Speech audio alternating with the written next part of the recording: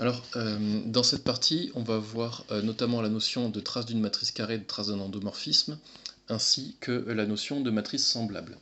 Donc d'abord, définition 15, qu'est-ce que c'est la trace d'une matrice? Donc pour pouvoir parler de la trace d'une matrice, on ne va parler que de matrice carrée, c'est important. Donc c'est le scalaire qu'on notera TR de A, qui est égal donc à la somme des coefficients diagonaux de la matrice, donc sigma DAII. Donc ça, c'est ce qu'on appellera la trace de la matrice grand A. Et on appellera tout simplement trace l'application donc de Mn de K dans K, qui à une matrice de taille n fois n associera sa trace. Donc c'est très simple, on est juste en train de faire la somme des coefficients de la diagonale de cette matrice, d'une matrice carrée.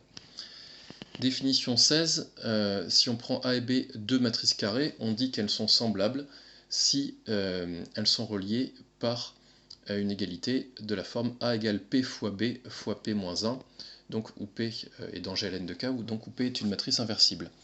Évidemment, on voit que des matrices semblables, c'est un cas particulier de matrice équivalente, puisque je vous rappelle, A et B étaient dites équivalentes si on avait une égalité de la forme A égale P fois B fois Q, où P et Q étaient deux matrices inversibles quelconques.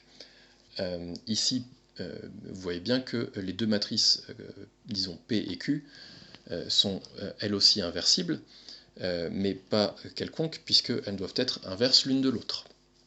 Donc vous voyez bien que semblable, c'est un cas particulier de équivalente, autrement dit, toute matrice semblable est forcément équivalente, mais la réciproque est fausse. Vous vous souvenez aussi qu'on avait dit que donc des matrices équivalentes, elles étaient forcément obligatoirement de même taille. Par contre, deux matrices équivalentes n'étaient pas forcément carrées. On pourrait bien avoir deux matrices toutes les deux de taille 2 fois 3, deux lignes, 3 colonnes, qui sont équivalentes, mais ça aurait évidemment aucun sens de dire qu'elles sont semblables, puisqu'elles ne sont même pas carrées, donc elles ne peuvent pas être semblables. Je vous rappelle aussi que, et ça fait l'objet d'une démonstration, des matrices équivalentes, on obtient des matrices équivalentes à chaque fois qu'on a deux matrices qui représentent une même application linéaire, mais dans des bases différentes, aussi bien pour des bases de l'espace de départ que des bases de l'espace d'arrivée. Et c'est d'ailleurs le cas aussi pour les matrices semblables. Finalement, on a cette formule dans le cas particulier des endomorphismes. Donc ça, M', c'est donc U c'est un endomorphisme de E, M' c'est la matrice de U dans une base B', et M c'est la matrice de U dans une base B, et les matrices M et M' étaient bien reliées par cette formule-là. Et donc ici à gauche et à droite, j'ai bien deux matrices inversibles, mais qui ne sont pas quelconques, qui sont bien inverses l'une de l'autre. Donc ça prouve bien que dans cette configuration-là, je me retrouve bien dans le cas de deux matrices semblables. Donc pour résumer, deux matrices équivalentes, c'est à chaque fois qu'on a deux matrices qui représentent la même application linéaire, mais dans des bases différentes, aussi bien pour l'espace de départ que pour l'espace d'arrivée.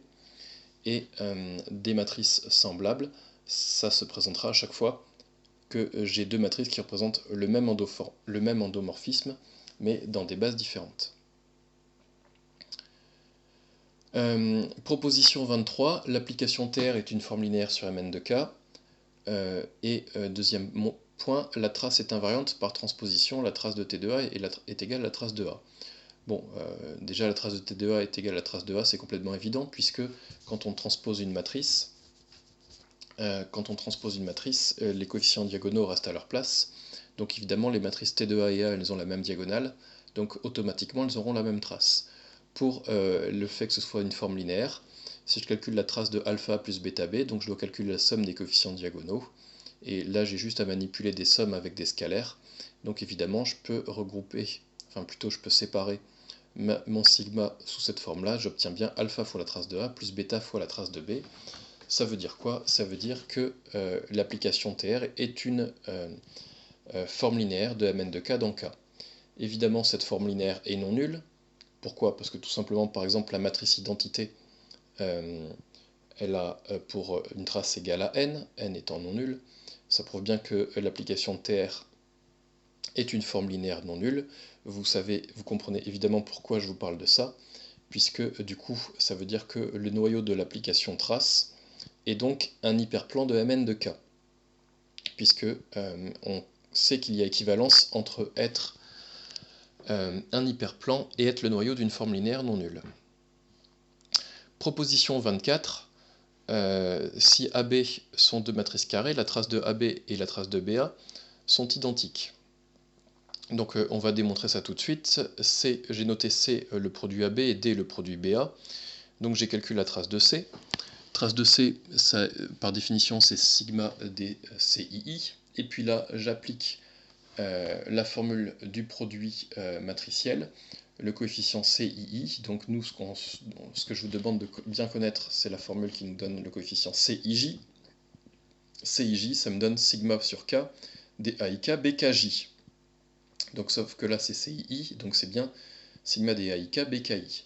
Pour trace de D, j'ai exactement la même formule, sauf que c'est BIK, KI. Au final, ces sommes doubles, vous voyez quoi? Vous voyez évidemment que si je permutais, si je faisais par exemple ici un changement d'indice en permutant I et K, j'obtiendrais évidemment la même chose, le AKI qui est là se transformer en IK, le BKI en BIK, et si je permute les deux variables I et K, ça permuterait juste ces deux sigma, mais j'ai le droit de permuter ces deux sigma sans changer la valeur, puisque ce sont deux sigma avec des indices indépendants. Donc ça prouve bien que trace de C est égale à trace de D. J'ai bien obtenu deux fois la même formule. Deuxième point de la proposition, il dit qu'en particulier la trace est invariante par similitude. Ça veut dire quoi? Ça veut dire, donc ici on dit similitude juste pour dire que deux matrices semblables ont même trace. Il n'allait pas chercher un lien avec les similitudes directes ou indirectes. Donc ça veut juste dire que deux matrices semblables ont même trace. En effet, si je prends deux matrices semblables, elles sont reliées par l'égalité A égale P fois B fois P-1. Et quand je calcule la trace de A, donc A il vaut PB P-1, et vous voyez j'ai mis un symbole fois, j'aurais pu mettre des parenthèses, pour dire que je vais appliquer la formule précédente avec le produit P et le produit BP-1. Donc avec le facteur P et le facteur BP-1. Donc j'ai le droit de les permuter, vous avez compris, le P qui est là il joue le rôle de A, et le BP-1 il joue le rôle de B. Donc si je les permute, j'obtiens ceci. Évidemment, ici ça fait apparaître le produit P-1P, ce qui vaut la matrice identité. Donc j'obtiens B fois IN, c'est-à-dire j'obtiens B. Donc on a bien prouvé que trace de A est égale à trace de B.